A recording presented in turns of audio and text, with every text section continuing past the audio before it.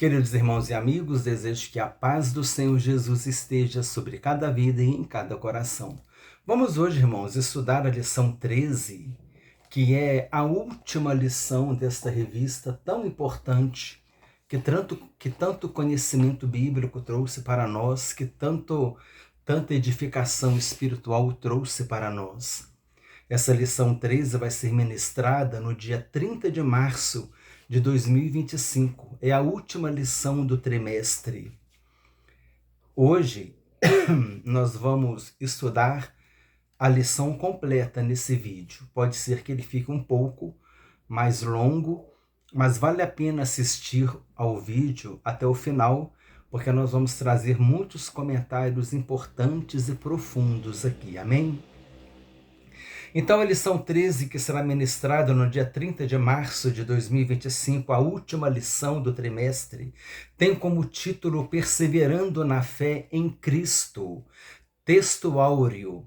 E temos muito firme a palavra dos profetas, a qual bem fazeis em estar atentos, como a uma luz que alumia em lugar escuro, até que o dia esclareça e a estrela da alva apareça em vosso coração.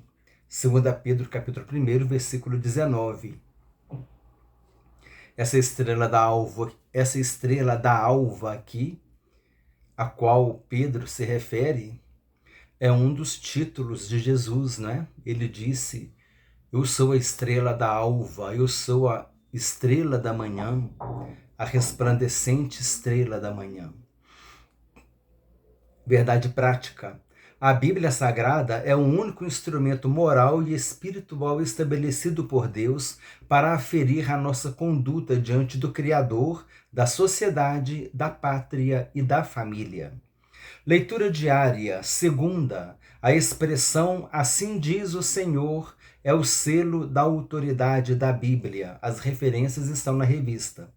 Terça, as Escrituras Sagradas são a palavra de Deus. Na quarta, o Senhor Jesus, a maior autoridade no céu e na terra, disse que a Bíblia é inerrante.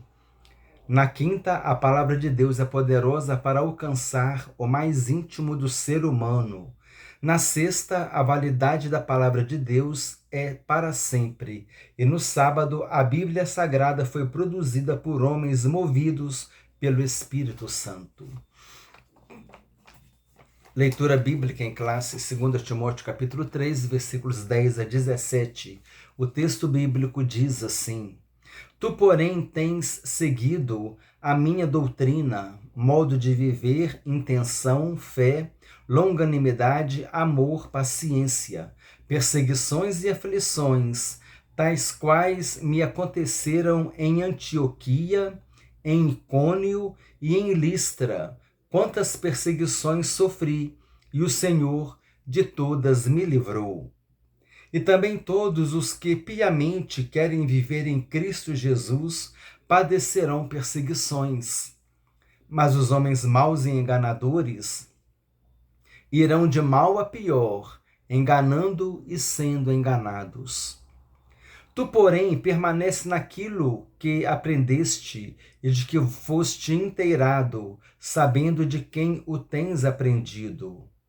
E que desde a tua meninice, desde a sua infância, sabes as sagradas letras que podem fazer-te sábio para a salvação pela fé que há em Cristo Jesus.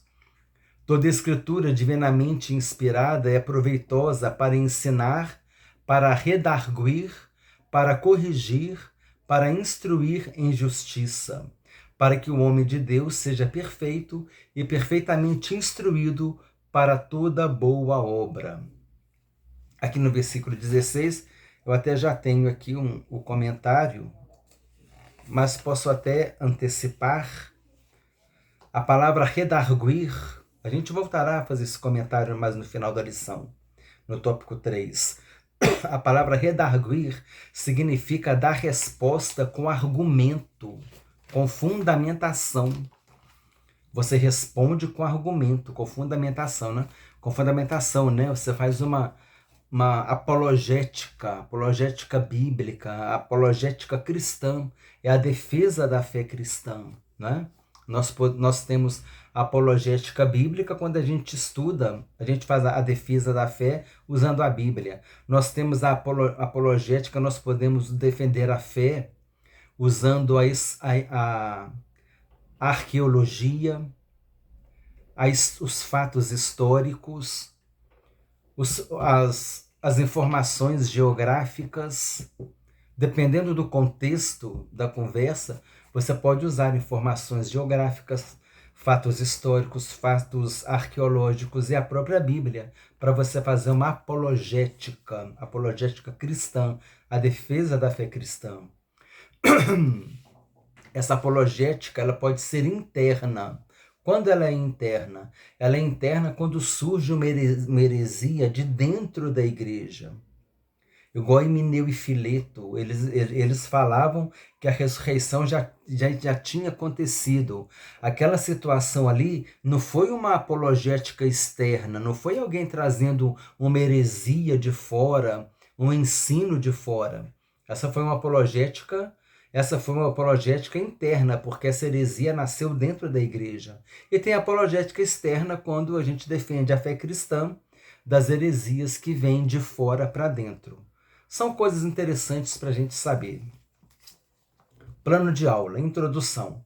Ao longo deste trimestre, estudamos as principais heresias que ameaçam a identidade da Igreja de Cristo, mostrando seus enganos e, frontalmente, as respostas bíblicas que as contrapõem.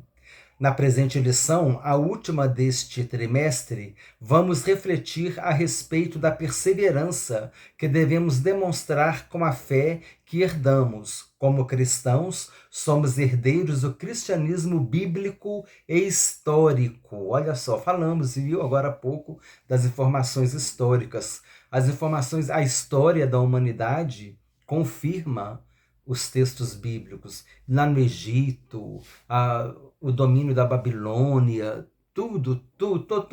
toda aquela parte histórica, a Bíblia acompanha toda aquela... A Bíblia é corroborada, ela é sustentada pelas informações históricas. E é um dos modos que nós podemos afirmar a veracidade da Bíblia, né? E a fidedignidade da Bíblia. Apresentação da lição, objetivos da lição.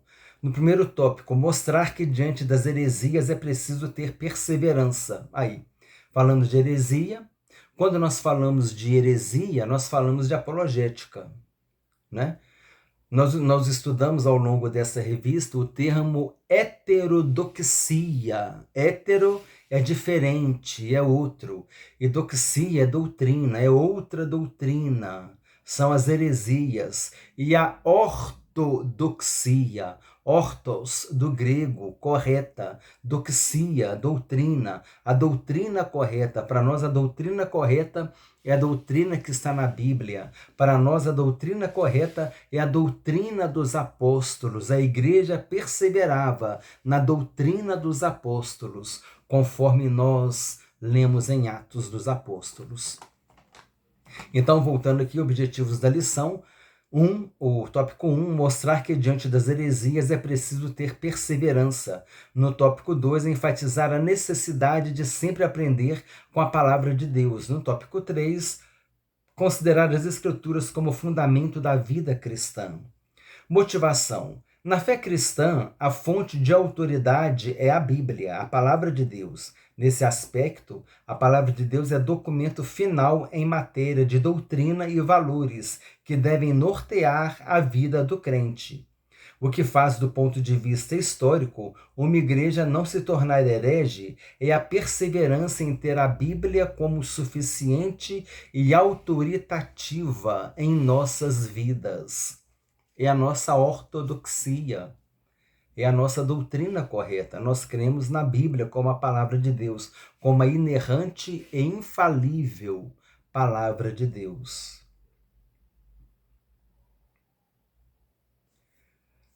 Sugestão de método. Aqui a letra C, sugestão de método, falando que é para a gente fazer uma revisão, uma breve revisão do que nós estudamos, né, durante o trimestre. Aqui nós podemos fazer isso aqui no sumário da revista. Nós estudamos quando as heresias ameaçam a unidade da igreja. Na lição 2 foi Somos Cristãos. Na lição 3, a encarnação do Verbo. Aí falamos, né, sobre a Cristologia. Na lição 4, Deus é triuno, estudamos sobre a Trindade. Na lição 5, falamos Jesus é Deus. Na lição 6, o Filho é igual com o Pai.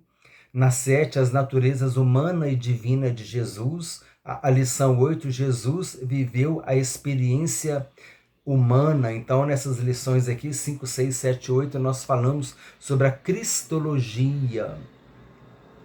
E aqui em todas essas lições foram abordadas as heresias que negam a Trindade, as heresias que negam a humanidade e divindade de Jesus. A lição 9, quem é o Espírito Santo? Estudamos as heresias que negam a divindade e a personalidade do Espírito Santo. Na lição 10, aí a lição 9 é a martiologia, não. A lição 9 é paracletologia ou pneumatologia, a parte da teologia sistemática que estuda o Espírito Santo. Lição 10, o pecado corrompeu a natureza humana, é a martiologia, a parte da teologia sistemática que estuda o pecado. Na lição 11, a salvação não é obra humana, é a soteriologia, a parte da teologia sistemática que estuda a salvação. A lição 12, a igreja tem uma natureza organizacional, é a eclesiologia, é a parte da teologia sistemática que estuda a igreja. E a lição 13 é que nós estamos hoje perseverando na fé em Cristo. Então vamos continuar perseverando aqui na lição, amém? Conclusão da lição, aplicação. A palavra de Deus é um guia seguro para as nossas vidas. Trata-se, portanto, de um livro que revela a vontade de Deus para a nossa. Por isso, quem tem a Bíblia como a bússola de sua vida, não cairá nos caminhos heterodoxos das mais diversas heresias que atuam em nossos dias. Olha só, apareceu o termo aqui. Olha que bênção. Heterodoxos. O que é heterodoxos? É só você, logo embaixo está escrito aqui, heresias. Heterodoxos, heresia. Heterodoxo, heresia. Os dois começam com H-E, né? Com H e E. Heterodoxos, heresias. O que é heterodoxos? O que é hétero? É o heteros do grego, né? É o heteros. O que é o heteros do grego? É o diferente, é o outro. O outro da natureza é diferente. E o allos é o outro da mesma natureza. Lembra quando Jesus disse, eu vos enviarei o outro consolador? Ele usou o termo allos. Na teologia bíblica, a gente analisa esse termo allos como o outro, mas o outro da mesma natureza. É uma caneta e outra caneta, é o allos, é a mesma natureza. Agora, é uma caneta e é um lápis, então é o outro, é o heteros, porque são de natureza diferentes, entendeu? O Espírito Santo é o allos, ele tem a mesma natureza de Jesus, a mesma natureza divina de Jesus. E heteros, é o heteros, né? O diferente, o outro. O hétero é outro, doxos é doutrina, heterodoxia. Uma outra doutrina, uma doutrina diferente da ortodoxia, que é a doutrina correta que nós cremos que é a palavra de Deus. Toda doutrina que não está de acordo com a doutrina bíblica é uma heterodoxia, é uma heresia. Comentário. Agora nós vamos iniciar a lição na revista dos alunos, tá? Palavra-chave: perseverança. É o título da lição, né? Perseverando na fé em Cristo. Introdução. As religiões mundiais e os movimentos dissidentes delas possuem diversos escritos sagrados. É isso. As heresias, elas possuem os seus livros sagrados. Algumas usam até a Bíblia. Eu fiz a anotação aqui. Vamos seguir a anotação, porque eu já raciocinei em cima disso aqui para poder falar com mais propriedade e rapidez. Normalmente as heresias têm uma literatura, um livro paralelo à Bíblia. Mas há heresias que não utilizam a Bíblia. São aqueles ensinos orientais. Mas as pseudocristãs, que são as heresias ocidentais, muitas delas vieram da Europa ou da América do Norte, essas heresias pseudo-cristãs, elas usam a Bíblia e até falam de Jesus. Fala que Jesus é um mestre maior, é um espírito iluminado, um homem bom, é um homem que tinha um domínio. Uma vez um rapaz falou comigo, Jesus andou por sobre as águas porque ele tinha um domínio sobre os elementos das águas. Ele não estava errado não, Jesus tem domínio sobre tudo, né? Mas queria explicar, né, uma maneira assim muito mística por que Jesus andou sobre as águas. Andou sobre as águas porque ele é Deus, né? Então fala que Jesus é o mestre maior, que ele é um grande missionário, que ele foi um espírito iluminado. Fala tanta coisa de Jesus. Mas eles falam de Jesus. Às vezes leem até minhas passagens do Evangelho falando de Jesus, mas não é o Jesus da Bíblia. Jesus disse: aquele que crê em mim, como diz a Escritura, do seu interior fluirão rios de água viva. Nós devemos crer no Jesus das Escrituras. Jesus disse: examinais as Escrituras, porque julgais ter nelas a vida eterna, e são elas mesmas que testificam de mim. Para os saduceus, Jesus disse: errais não conhecendo as Escrituras. Jesus estava com os discípulos, ele disse: é necessário que tudo aquilo que está escrito em Moisés, nos profetas e nos salmos, tudo isso precisa se cumprir. Então o Filho do Homem ressuscitará. E depois que Jesus viu que tudo havia se cumprido, faltava uma coisa para se cumprir. Uma. Está lá em Salmos. Não me lembro se é o Salmo 69. A respeito de... falando que ele estava com sede, então lhe deram fel. E Jesus disse: estou com sede. Então eles molharam no vinagre a esponja e deram vinagre para Jesus beber. Ele falou que ele estava com sede, para que se cumprisse também o último sinal. Aí depois que se cumpriu tudo, Jesus disse: está consumado, tetelestai, está consumado o plano da salvação. Graças a Deus. Glória a Jesus por isso, meus irmãos. Glória a Jesus, porque a maior afronta que Jesus recebeu de todas, eu entendo que não foram as bofetadas, as pancadas que ele levou com caniço, com porrete. Eu acho que, na minha opinião, a maior afronta que Jesus teve, que ele sofreu, foi quando aquele soldado disse, e para mim foi o diabo na boca daquele soldado, quando ele disse assim: se tu és filho de Deus, desce da cruz. Hein, irmãos? Se tu és filho de Deus, desce da cruz. Se tu és filho de Deus, transforma essa pedra em pão. Mesma sutileza, mesma armadilha. Se ele não descer da cruz, ele não é filho de Deus, né?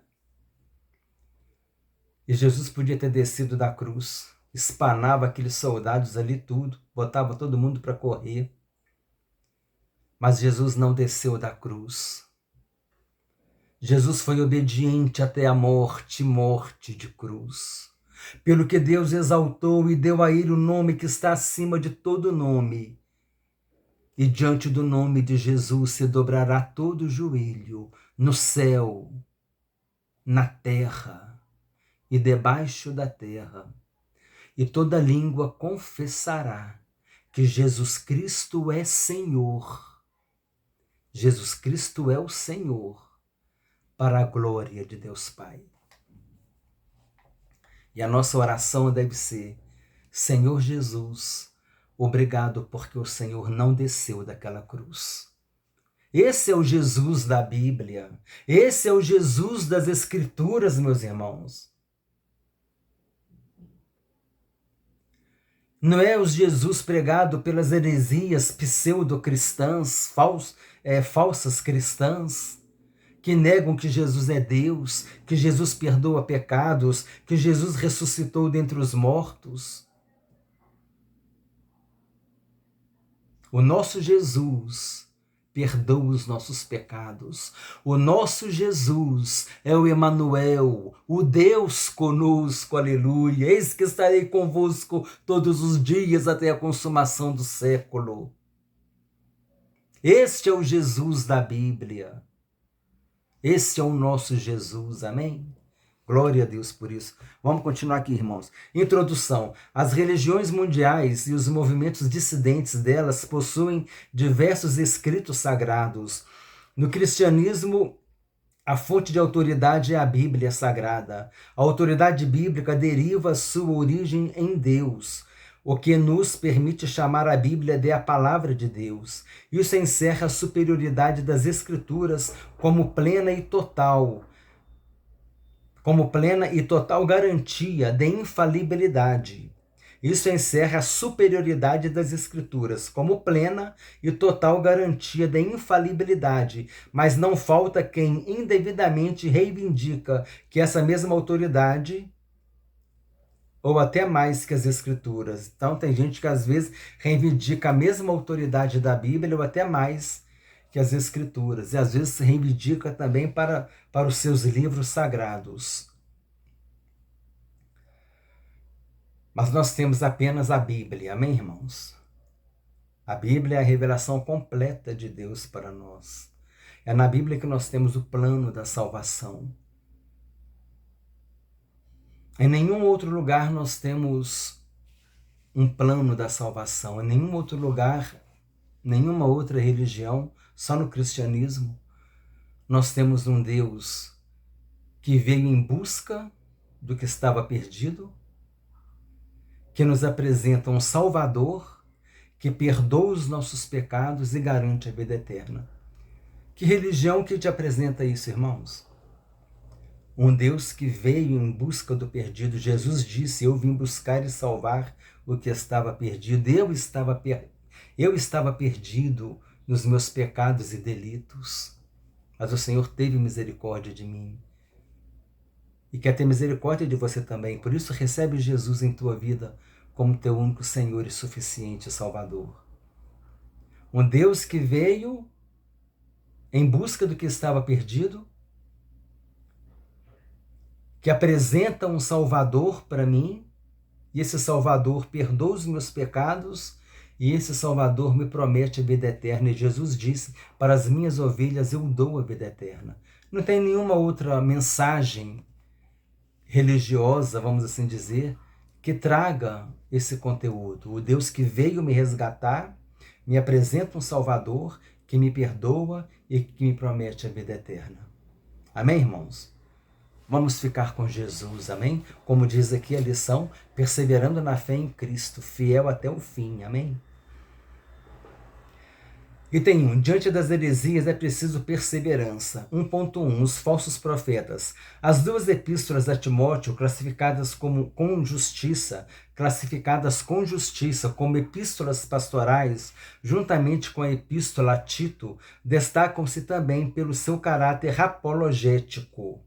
Aqui, a apologética apareceu aqui também, ó. Então, as epístolas pastorais, Timóteo e Tito. Isso a gente estuda na bibliologia, quando a gente estuda a divisão do Novo Testamento. Os Evangelhos, o livro histórico, o único livro histórico do Novo Testamento, que é Atos dos Apóstolos. Aí vem as epístolas as epístolas paulinas, né? Dentre elas as pastorais, que é Timóteo e Tito. Aí depois vem as epístolas gerais, Pedro, Tiago, João, Judas, Hebreus, né? Hebreus também. Hebreus, Tiago, Pedro, João. A primeira e segunda de Pedro, primeira, segunda e terceira de João, a de Tiago, a de Judas e Hebreus. São as epístolas gerais. E depois tem Apocalipse, que é a revelação. Então essa é a divisão do Novo Testamento. Então as epístolas pastorais é Tito e Timóteo, que tem um caráter apologético, ou seja, defesa da fé cristã. Apologia do grego, a defesa, né? Você pode fazer apologia a respeito do seu posicionamento político. Você pode fazer, né, político, direita, esquerda, centro. Você pode fazer apologia, quer dizer, defesa da sua ideologia no sentido da sua visão econômica. Se você é neoliberal, o Estado mínimo, ou se você prefere o Estado máximo, o Estado presente na vida do povo, servindo o povo. Então você tem a sua apologia na parte política, né, econômica e religiosa também. E qualquer outro posicionamento que você tem, pode fazer até apologia de futebol também, né, de repente aí. Apologia é defesa, e o assunto é você que escolhe, mas você tem aqui, a gente está falando da apologética cristã, que é a defesa da fé cristã. Então, esse caráter apologético dessas epístolas pastorais de Tito e Timóteo são refutações às heresias com as fábulas ou as genealogias intermináveis e a expressão falsamente chamada ciência. Sem dúvida, é um combate ao pensamento gnóstico que começou a surgir e chegou ao ápice do século II. Irineu de Leão nasceu no ano 135 e morreu no ano 204. Ele combateu o tal sistema em sua obra Contra as Heresias. O apóstolo Paulo está combatendo dois principais grupos heréticos em sua geração: os gnósticos de sua geração, como combateu as heresias judaicas, também de sua época, os falsos doutores da lei, da circuncisão e as fábulas judaicas. Então, tinha os gnósticos e aqueles fariseus, né, da época, os doutores da lei, que Paulo tinha os problemas com eles, né? Eu já vou aproveitar aqui e fazer o comentário que eu ia fazer no final da aula sobre os gnósticos. Eu vou ler alguma coisinha sobre os gnósticos aqui numa breve pesquisa que eu fiz, sempre para enriquecer a aula, né, irmãos? Os gnósticos buscavam a salvação através do conhecimento. Gnose do grego é conhecimento, né? Conhecer. Jesus, para eles, Jesus não tinha corpo físico real, mas aparentava ser físico. O mundo material é ruim para eles. Por causa disso, o Deus que criou o mundo material é um Deus mau, um Deus inferior. Porque um Deus bom não criaria um mundo mau. Porque o mundo mau é o mundo material. O mundo material é mau, o espiritual é que é bom. Se a matéria é tão ruim, olha só aonde que vai o raciocínio. Se a matéria é tão ruim, como Deus se encarnou em um corpo humano, uma coisa tão ruim, então matéria ruim, então um Deus bom, ele vai se encarnar num corpo humano? Assim ele teria um corpo corrupto. Jesus teria um corpo corrupto. Como é que um Deus podia se encarnar num corpo humano, corpo material, carnal, tão corrupto? Como é que pode ser isso? Então eles defendiam o docetismo. O que é o docetismo? É o dokel. O dokel é do grego, é o verbo para parecer, que parece, ou seja, é como se Jesus ele aparentava ter um corpo físico, mas ele não era um corpo físico. É como se Jesus fosse um holograma, entendeu? Alguma coisa nesse sentido, mas Jesus não teria o corpo físico em carne, né? O que o que nega a humanidade de Jesus. Então, isso já tira a eficácia do sacrifício de Jesus na cruz. Olha só como as heresias trabalhavam. Então, aqui Paulo ele combateu a gnose, os gnósticos, e combateu os doutores da lei. Número 2. A experiência apostólica. O apóstolo elogia a perseverança de Timóteo na fé e na doutrina em tempos tão difíceis. As perseguições são uma referência à experiência da primeira viagem missionária juntamente com Barnabé. É verdade que Timóteo se integrou à comitiva de Paulo em Listra, na sua segunda viagem missionária. Isso aconteceu depois dessas perseguições, e Timóteo, nessa época, ainda não fazia parte da comitiva paulina. Contudo, deve ter sido testemunha ocular de algumas dessas perseguições, pois vivia na região, e a sua mãe era crente, sem dúvida, membro da igreja. Aqui a informação em 2 Timóteo capítulo 1, né, capítulo 1, versículo 5, está escrito assim: trazendo à memória a fé não fingida que em ti há, a qual habitou primeiro em tua avó Loide. A avó de Timóteo se chamava Loide, e em tua mãe Eunice. E estou certo que habita também em ti. Aí, os irmãos que gostam de elaborar a gincana bíblica, como se chamava a avó de Timóteo? Chamava Loide. Como se chamava a mãe de Timóteo? Se chamava Eunice.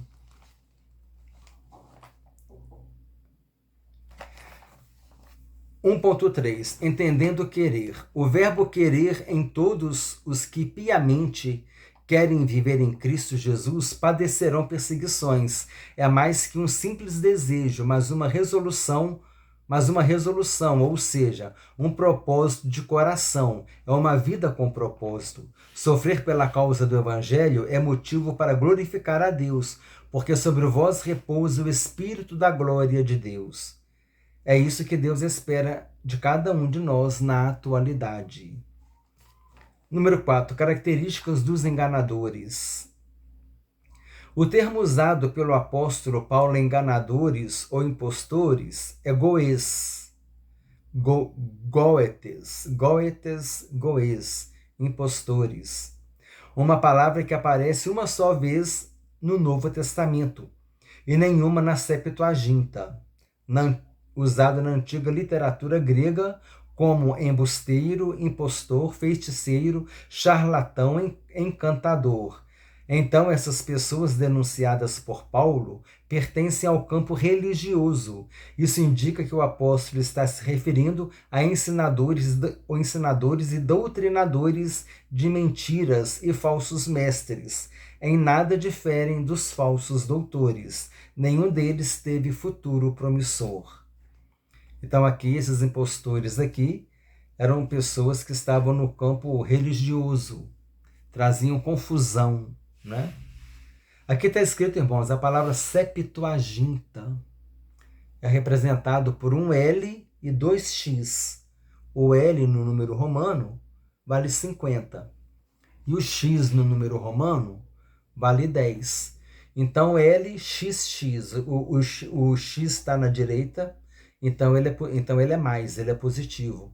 Então é 50 mais 10 mais 10, é 70, Septuaginta. Septuaginta é chamada a versão dos 70. Né? Segundo a tradição judaica, 72 judeus, 12 de cada tribo, 72 judeus,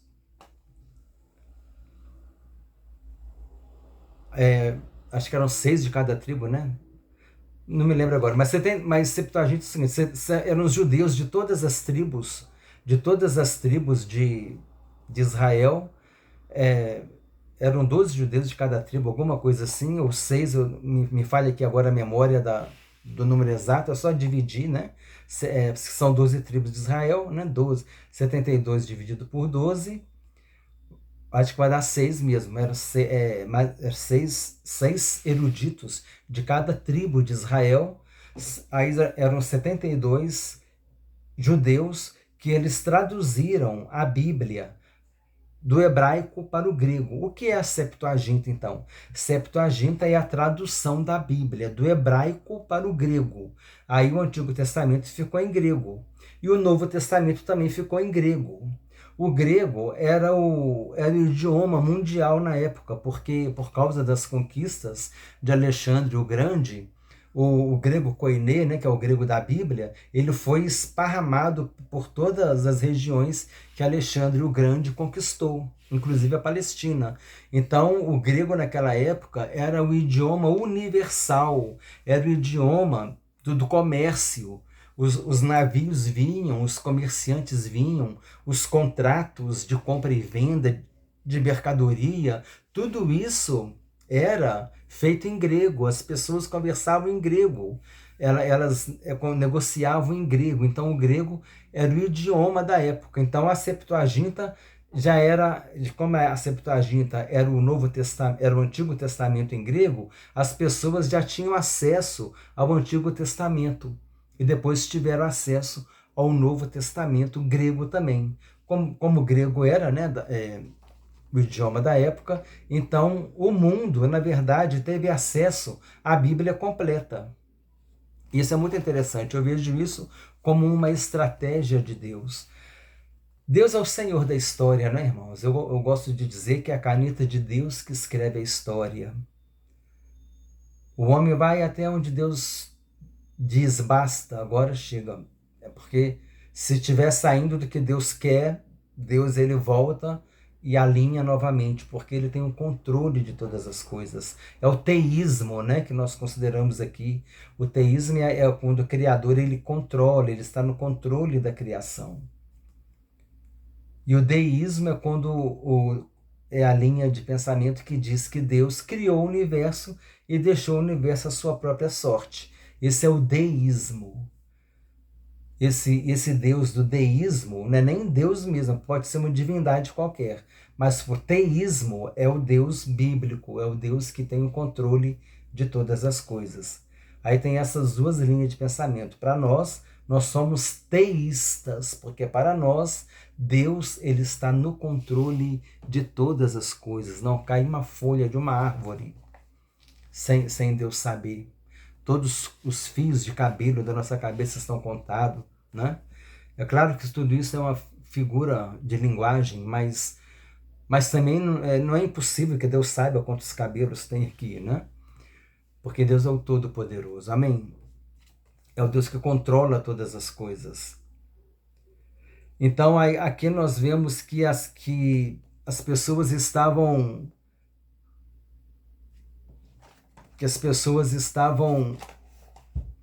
assim, buscando heresias, buscando apoio nas heresias, né?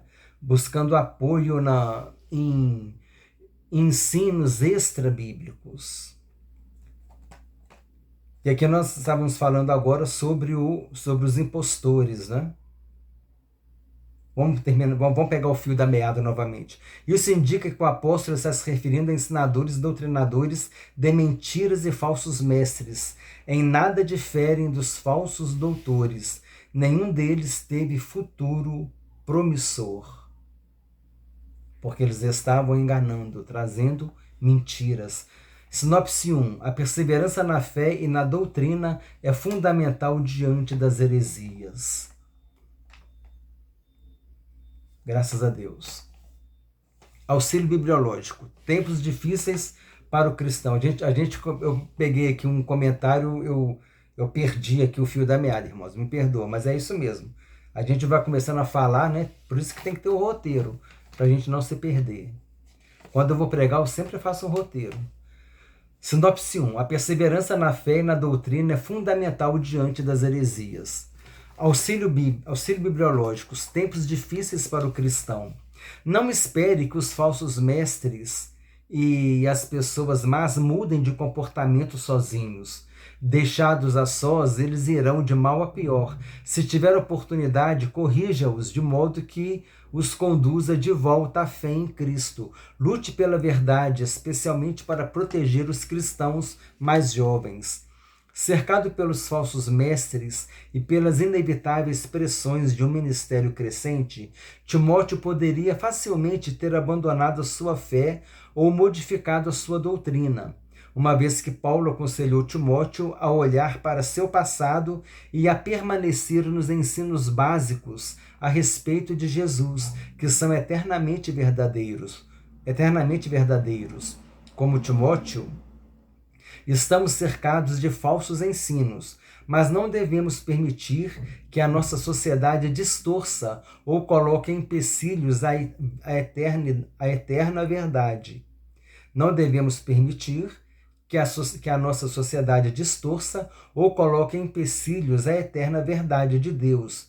Dedique diariamente um tempo para refletir sobre o fundamento de sua fé cristã, encontrado na palavra de Deus, que são as grandes verdades que edificam sua vida. A gente tem que estar sempre, né, irmãos, estudando a palavra de Deus, lendo a palavra de Deus, estudando a palavra de Deus.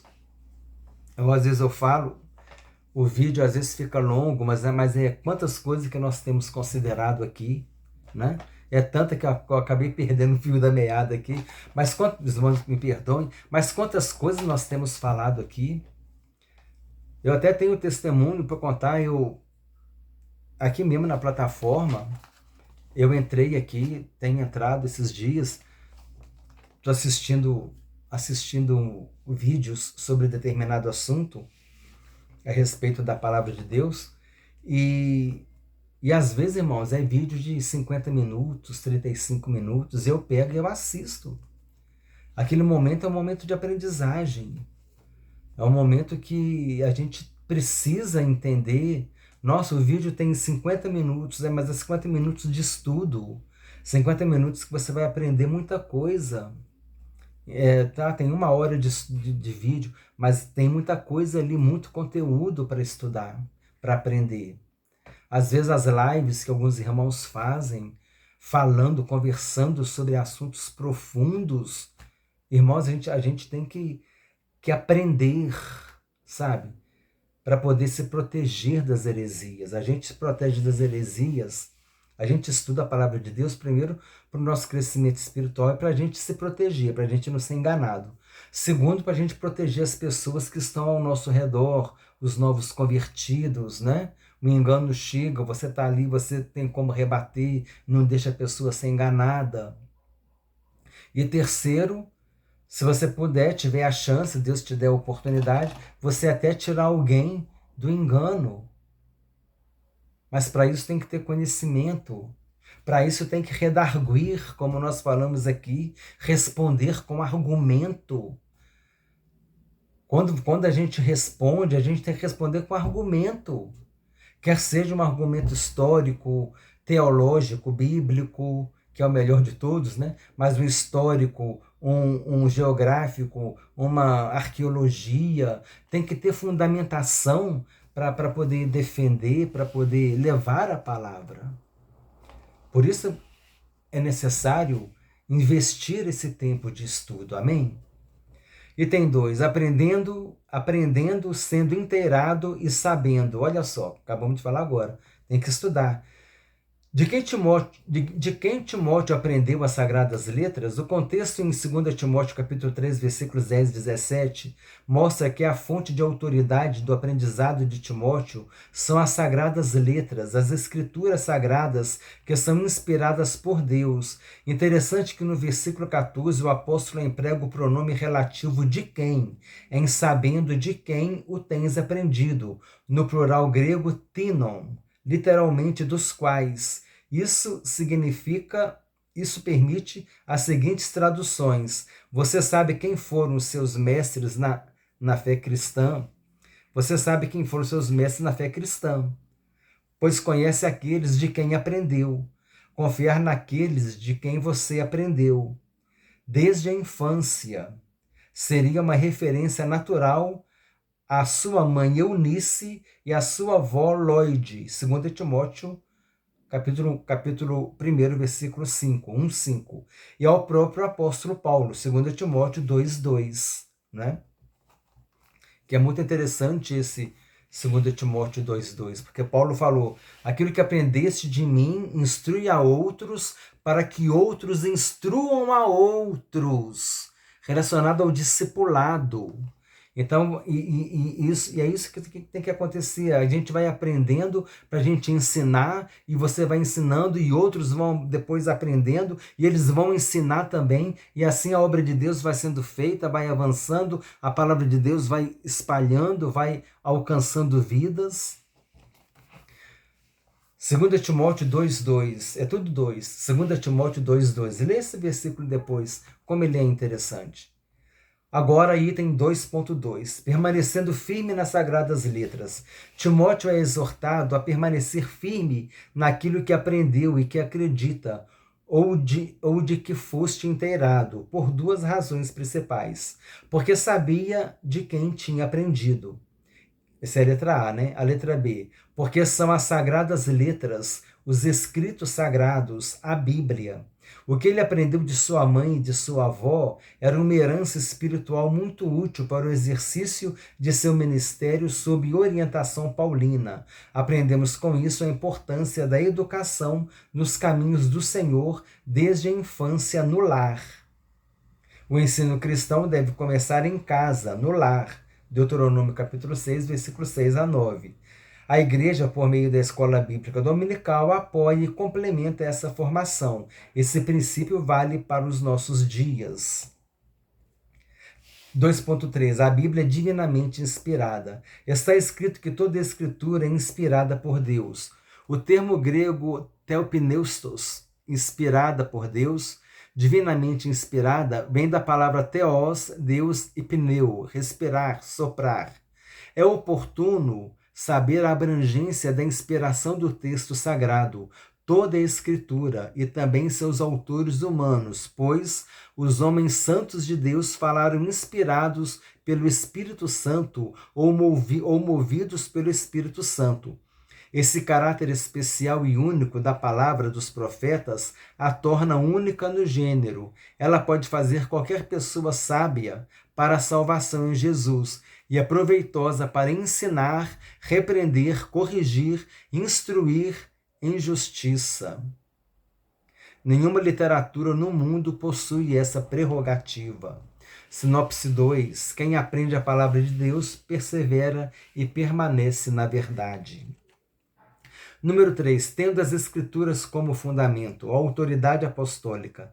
A Igreja se submete inquestionavelmente à autoridade dos apóstolos do Novo Testamento. Sabemos que essa é a vontade de Deus. Se os evangelhos de Mateus e Lucas, ou pelo menos um deles, são colocados no mesmo nível do Antigo Testamento e da mesma forma as epístolas paulinas, isso é uma forma de reconhecer definitivamente o Novo Testamento como escritura inspirada.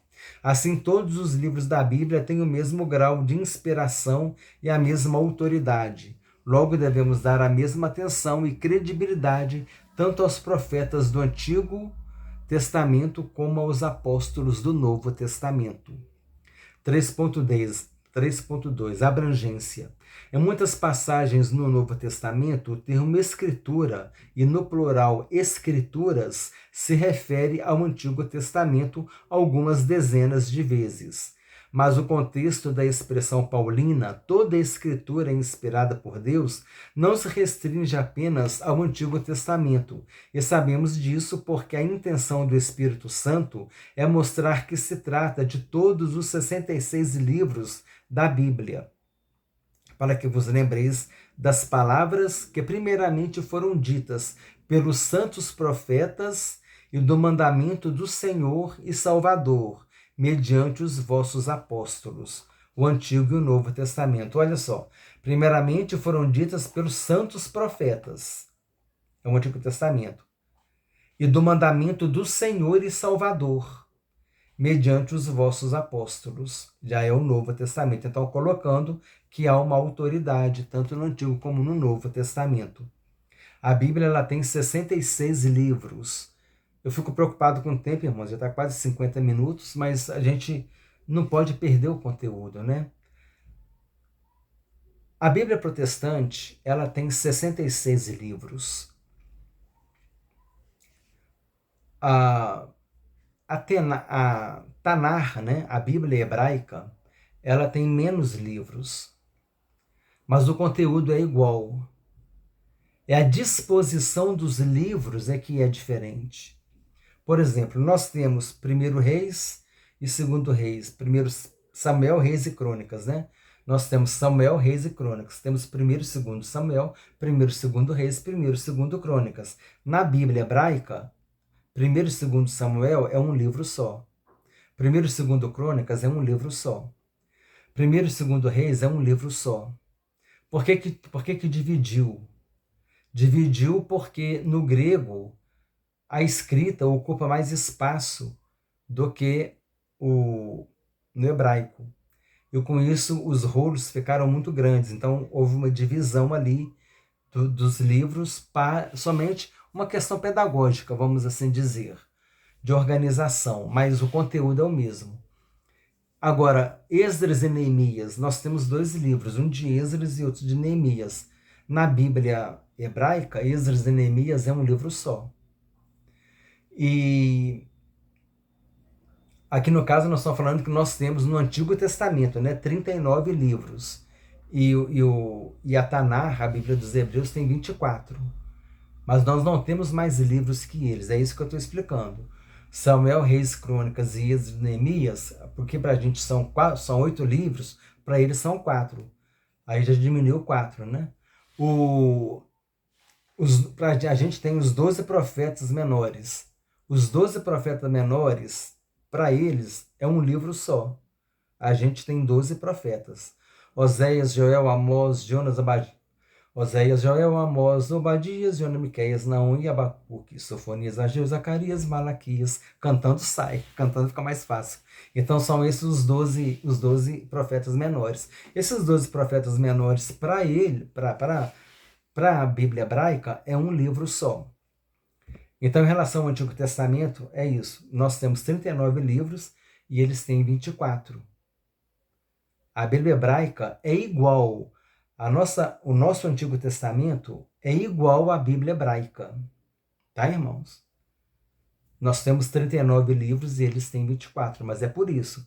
Os nossos 12 profetas menores, para eles é um livro só. Para a gente, Esdras e Neemias são 2 livros, para eles é um livro só. Samuel, Reis e Crônicas, para eles é um livro só, para nós são 2 livros cada.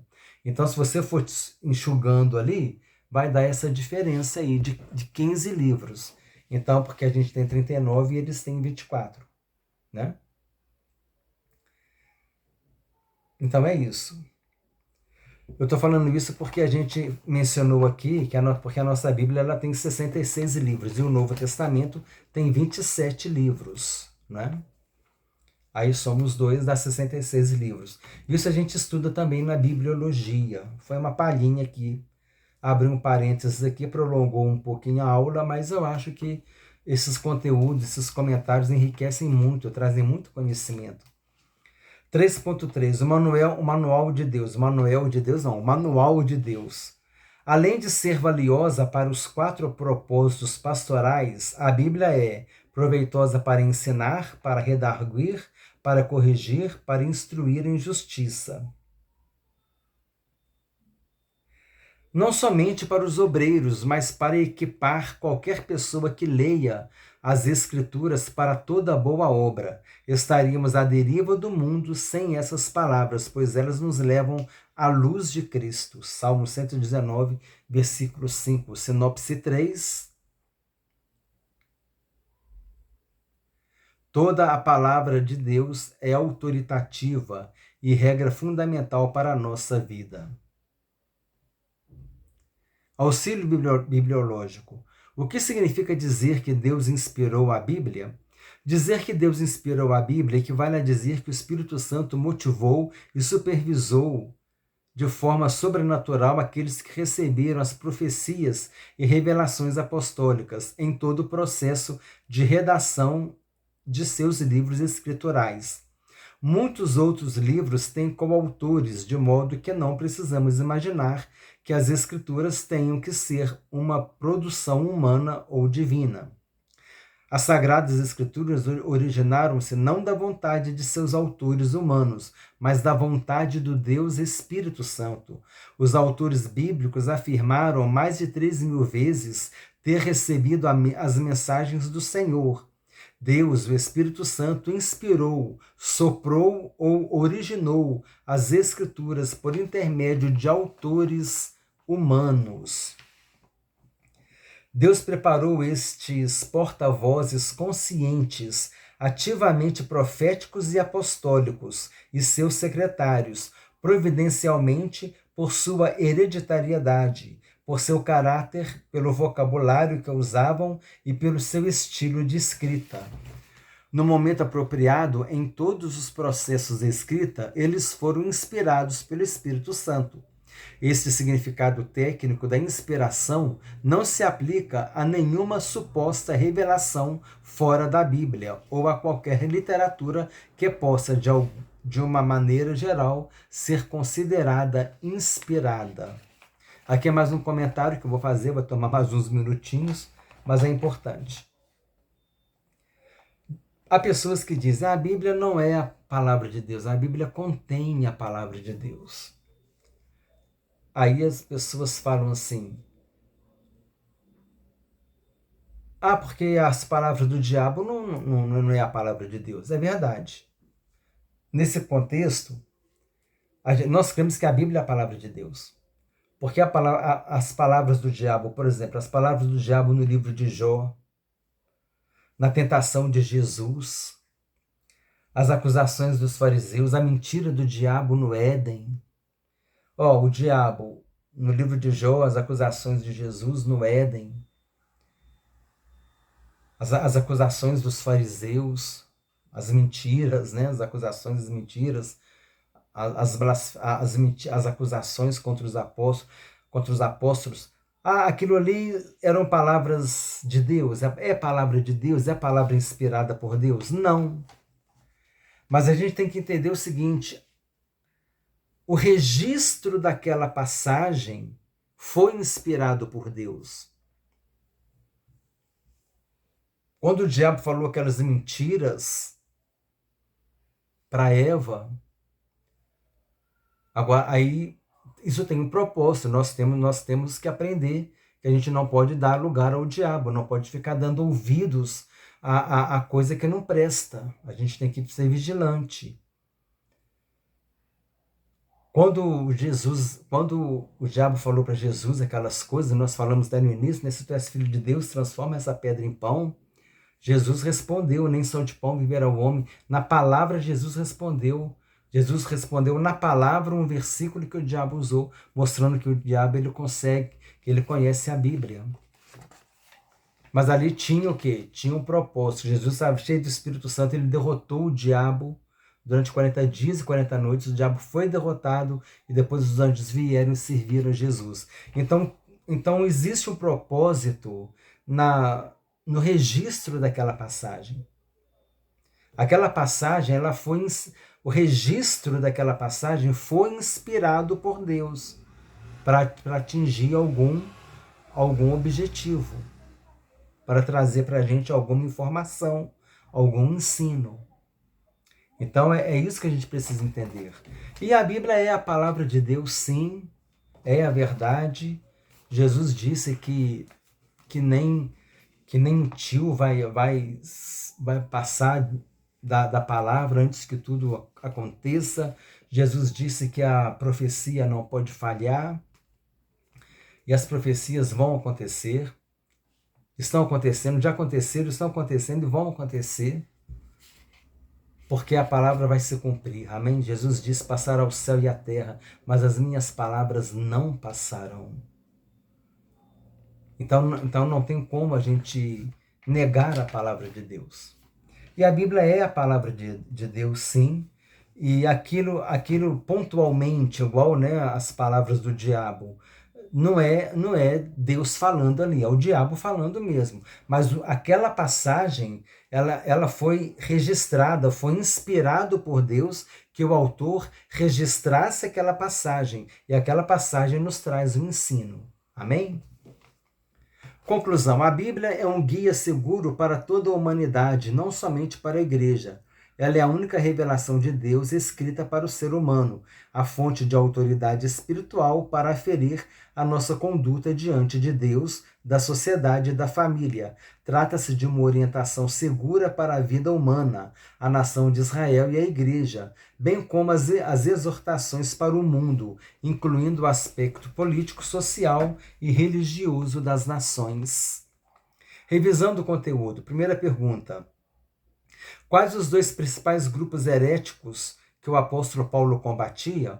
O apóstolo Paulo está combatendo dois principais grupos heréticos em sua geração: os gnósticos de sua geração, e também combateu as heresias judaicas de sua época, os falsos doutores da lei, da circuncisão e as fábulas judaicas. Número 2. Qual a fonte de autoridade do aprendizado de Timóteo? A fonte de autoridade do aprendizado de Timóteo são as sagradas letras, as escrituras sagradas que são inspiradas por Deus. 3. Onde deve começar o ensino cristão? O ensino deve começar em casa, no lar. Deuteronômio capítulo 6, versículos 6 a 9. Número 4. Qual a abrangência da inspiração do texto sagrado? O Antigo e o Novo Testamento, tudo inspirado por Deus. Como estaríamos no mundo sem a Bíblia? Pergunta número 5. Estaríamos à deriva no mundo sem essas palavras, pois elas nos levam à luz de Cristo. Salmo 119, versículo 5. Assim, irmãos, nós terminamos a última lição desta revista. Foi uma revista que trouxe muita edificação para as nossas vidas. Irmão, se você chegou até aqui, 1 hora de vídeo, se você chegou até aqui, comenta para mim se você acha interessante um vídeo tão longo assim, ou dividir em tópicos, como eu tenho feito, porque eu tenho dividido em tópicos justamente para não ficar tão cansativo. E eu pretendo continuar dividindo em tópicos, mas gostaria de uma opinião sua. Se você chegou até aqui, né? Tenho certeza que você foi ricamente abençoado. E compartilhe esse estudo com irmãos e amigos, com todos aqueles que gostam de estudar a palavra de Deus e todos aqueles que estão estudando essa revista.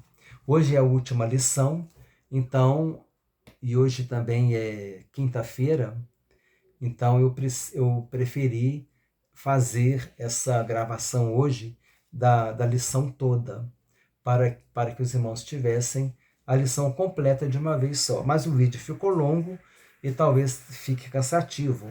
Por isso eu gostaria que você me desse um retorno aí no comentário, se você prefere um vídeo longo assim, ou se o vídeo dividido em tópicos é mais didático. Eu acredito que dividido em tópicos fica mais didático. Mas nós vamos ver como a gente vai fazer.